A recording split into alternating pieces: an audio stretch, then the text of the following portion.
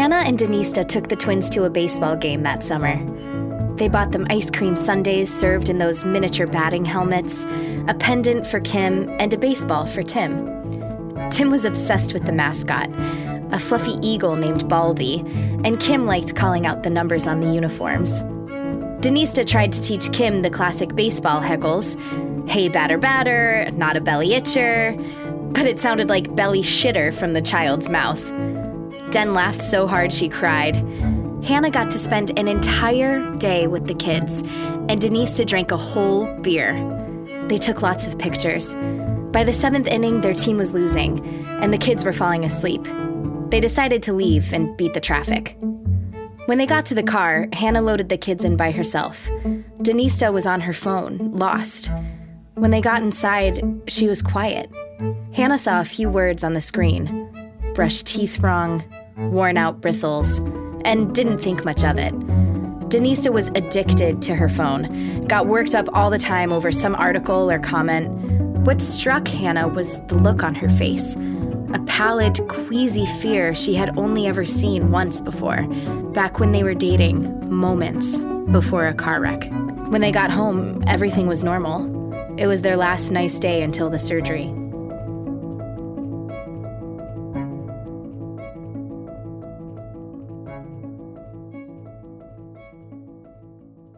Four days passed, during which Denista did not smile.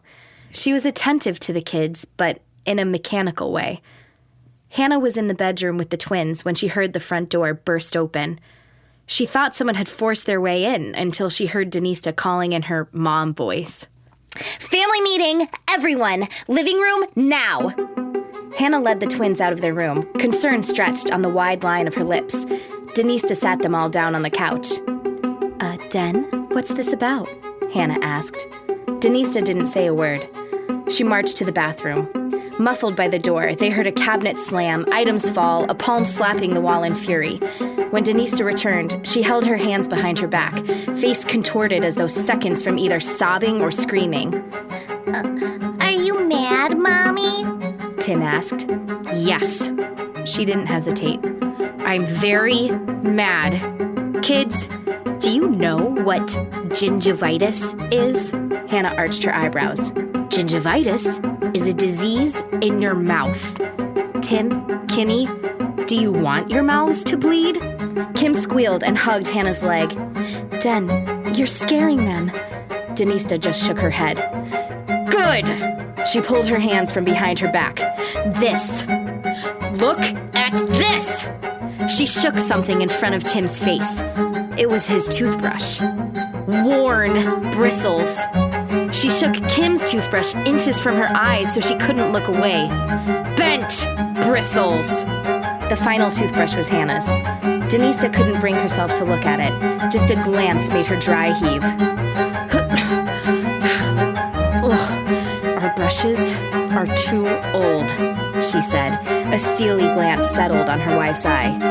"Gingivitis makes your gums bleed. It makes your breath stink. It's disgusting. And if it leads to gum disease, all your teeth will fall out and you'll swallow them while you sleep and choke." Hannah grabbed Denista's wrist. "Babe, what's going on?" For a moment, Denista could see the terror in Hannah's face and felt guilt. Then her righteousness overwhelmed her.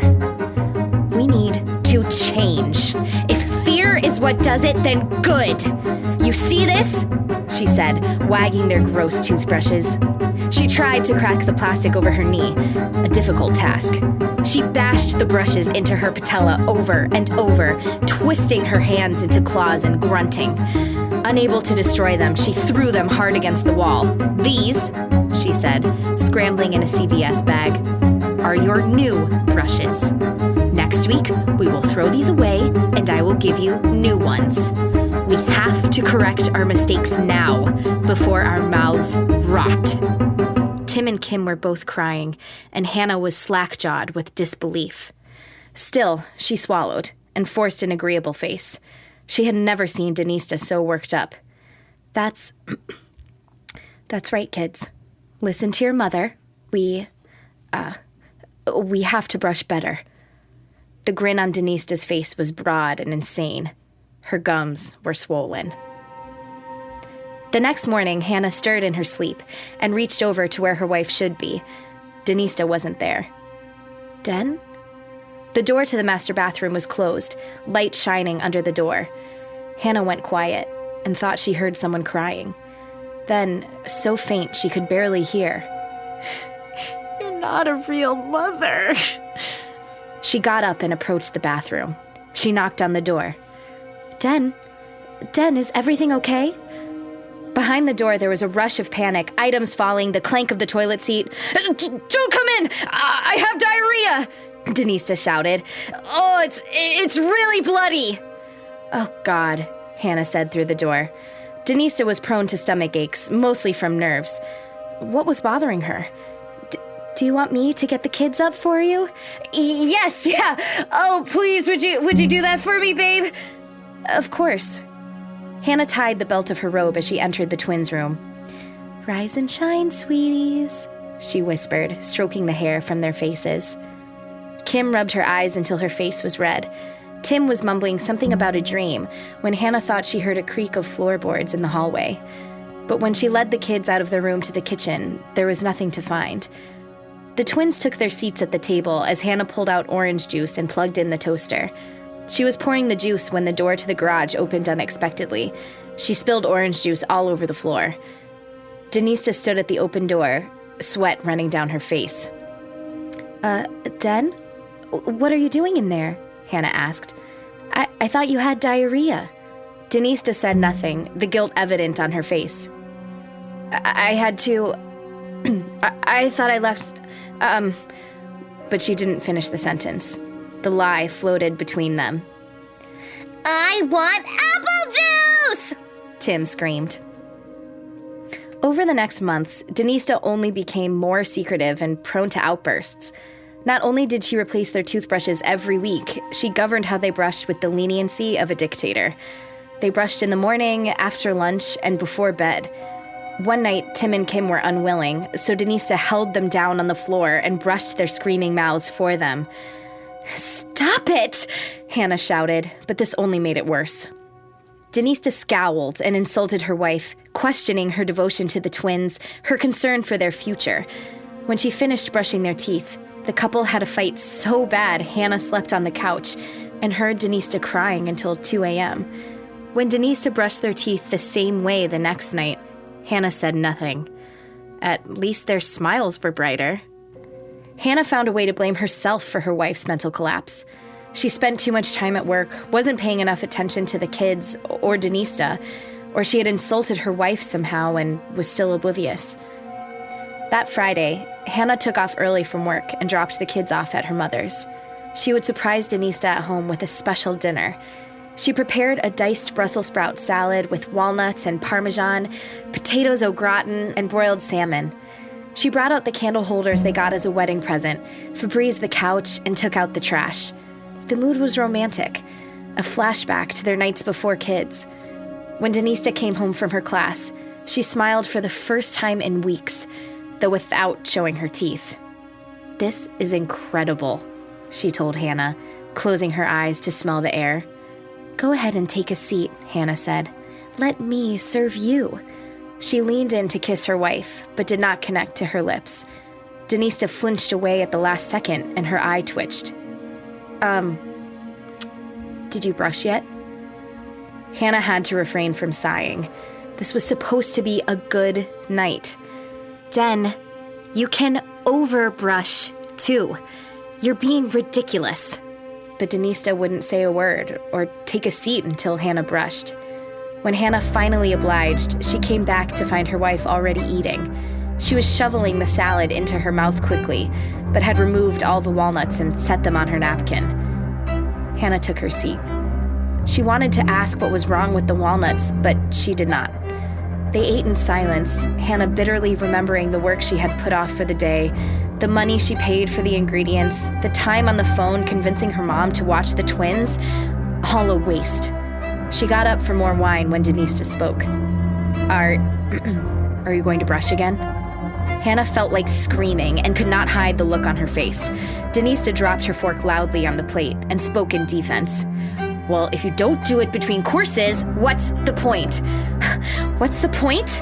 I don't know. What is the fucking point? The point is to set an example for our children. She said it so smugly. Hannah hated when she spoke like this, like she had some advantage over her in motherhood. It wasn't fair. Well, they aren't here, Hannah said. At my mom's. Another thing I fucking planned for us tonight. The silence that followed scared Hannah. She hated how quickly the word divorce popped into her mind during arguments. She forced the anger down. Rounding the table, she knelt by Denise's side. You're going crazy about all this brushing, she whispered. Look at me. Is my mouth really that bad? Denista turned to stare at her wife's mouth. It still smelled like mint from the last brush. It had made the wine taste terrible. Still, she hesitated, stared at Hannah's lips and teeth for long seconds. Hannah thought she might kiss her, save the night yet. It really is that bad, was all Den said. She covered her mouth with her napkin. Hannah picked up both plates and dumped the food in the trash. She slept on the couch another night. Early Saturday morning, Denista took the car to buy more toothbrushes for the family. Hannah set the kids in front of the TV to watch Daniel the Tiger, hoping to take a quick shower. But the moment Hannah left, the twins decided they didn't want to watch TV. Their birthday was 3 weeks away, and they were at the age when birthdays were a daily fantasy. The cake, the party, and best of all, presents. Where do you think Mommy hid them all? Kim asked. I have an idea, Tim said with a grin. They opened the garage door and weaved around their tricycles and colorful child-sized sports equipment. She always sneaks in here, Kim said. Mm-hmm, Tim confirmed. I'll look through the cleaning chemicals, and you look by that wall. Hannah raced out of the shower, still dripping when she came back to the living room. All right, kids, how about we draw for a little? Daniel the Tiger played to no one. There was no sign of the children. Hannah's first thought was of tragedy. Kids! Though within seconds she was shouting, the twins did not respond. They were too distracted by what Kim had found hidden in the garage, stuffed in a spool of twine. When Hannah finally opened the door and saw both of them, she didn't know whether to scream or cry. What are you doing out here? She asked. Neither child responded. Instead, Kim stared her mother in the eye and raised the object high.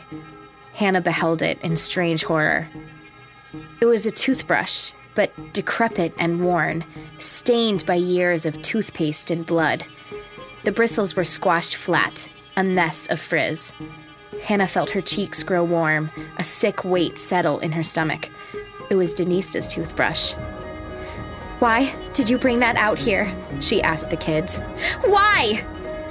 We didn't, Tim said. We found it, Kim continued. The kids were too young to lie well. Still, Hannah inspected their eyes. What would it be doing out here? Yet, now that she thought, she hadn't seen it in the bathroom for weeks. She hadn't even seen Denista's teeth, let alone kissed her. Taking the decrepit brush from Kim's hand, she gagged at the scent. It was like standing swamp water in July, slime and mold growing near the plastic base. Blood caked under the cotton fluff of savage bristles. Bite marks lined the handle.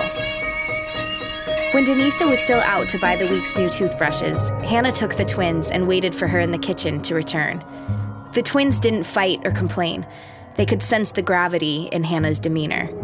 20 minutes later, the garage door whirred shut, and Denisa entered the kitchen to find everyone waiting for her. She was nervous at once, like she knew exactly what was coming. It was in the slump of Hannah's shoulders, the hurt in her eyes. It was the burden of knowledge. She spoke with a casual tone her eyes did not convey. Hey gang, what's up? We need to have a talk, Hannah said. Denisa wouldn't look any of them in the eye. She shook her head and waved her hands. Let's talk later. I want to get started on lunch. How about hot dogs? Tim nearly jumped from excitement, but Hannah put a hand on his shoulder. No, we need to talk now, Hannah insisted. Denista laughed suddenly, careful not to show her teeth, and clapped her hands together. Oh, honey, you look so serious it's scaring me. So, hot dogs, right? We can all get ice cream after. Wouldn't that be fun? Show me your teeth. Denista lost all color. Her cheeks bulged like she might throw up. When she spoke, it was with the utmost offense, just short of fury. No. Why not? I have an inflammation in my gums, that's why. I had an allergic reaction to my new toothbrush. If you paid any attention, you would have noticed. I have noticed, Hannah said, fighting for calm. Your mouth hasn't been healthy for a while. No, it's perfectly healthy. It's just inflamed, like I told you. She made an exasperated sigh, and the kids wrinkled their noses. Mommy, Kim said. why does your breath smell so bad? Kimmy, Denista screamed. That is very rude. Do you want a timeout? Kim's face began to pucker. Den, this is the exact kind of thing I want to talk about, Hannah started, but Denista wasn't listening. She grabbed Kim's arm and began to pull her towards the hallway. Hannah caught the other arm and pulled back while their daughter burst into tears. Ow! Ow! Let go of her, Denista cried. We found your toothbrush, Hannah shouted, and at once Denista let go of Kim's arm.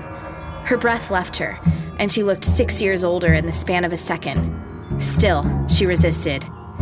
That is a lie. I threw out my toothbrush.